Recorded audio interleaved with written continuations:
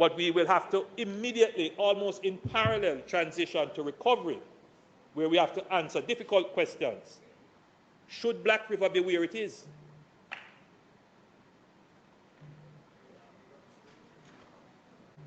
How do we build a resilient town in Black River? What are we going to do with Falmouth? Precisely. What are we going to do with the hospitals? Should we rebuild these hospitals with zinc roofs? And schools? All of these are questions that we have to work out.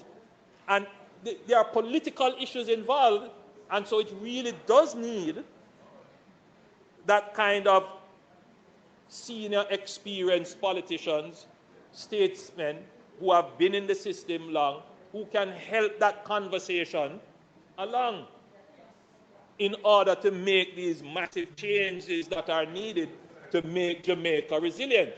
So as we get into those discussions, you will see the importance of having persons like our statesmen, people of influence and high regard in the society, guiding debate, convening, and giving support.